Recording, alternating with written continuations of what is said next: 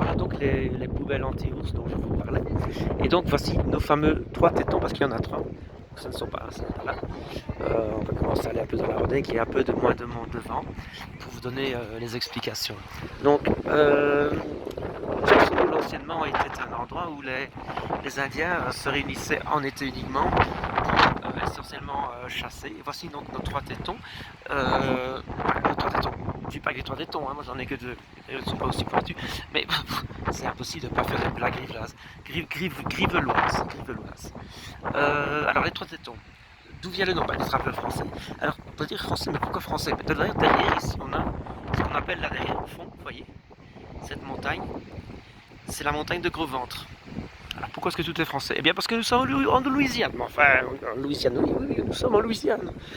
Si vous prenez la Louisiane sous la carte avec le Mississippi qui se coule, donc la Nouvelle-Orléans, New Orleans, c'est la capitale des Bâtons Rouges, vous devez savoir que historiquement, la Louisiane, pas trop de vent, ça va. La Louisiane était donc beaucoup plus grande que ça. Elle se constituait essentiellement du territoire, enfin je vais d'ouest en est, du Missouri, du fleuve Missouri au Mississippi.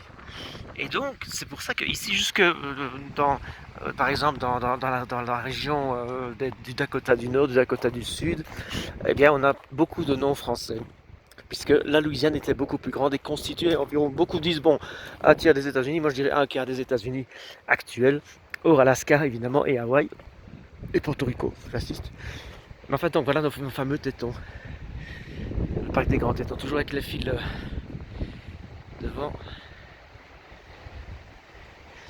Et donc, les tétons étaient donc nommés par les trappeurs français, et donc ceci est une des plus anciennes réserves, enfin pas réserve, un des plus anciens parcs nationaux des États-Unis. Alors, il faut savoir que ici déjà anciennement, sur le Grand Téton, il est très très vaste ce parc. Bien qu'il n'y ait qu'une seule route ou deux qui soit carrossable, il s'étend très très loin et on va dire 90% du parc est complètement vide de visiteurs, même les randonneurs n'y vont pas, c'est pour vous dire. Mais donc, il y a eu de très grosses difficultés à constituer ce parc, je pense que c'est au début des années 20. Et évidemment, qui est arrivé, comme le capitaine Flamme, ça on verra beaucoup à New York, John D. Rockefeller, il a décidé de racheter en fait tous les terrains à nos amis, non pas trappeurs, mais déjà donc les colons qui s'étaient établis ici. Et donc c'est comme ça que ces immenses étendues, qui étaient aussi donc également des champs, des pâturages pour les vaches, les cow-boys, ont été donc rachetés par John D. Rockefeller. Donc c'est Rockefeller Junior, celui du pétrole.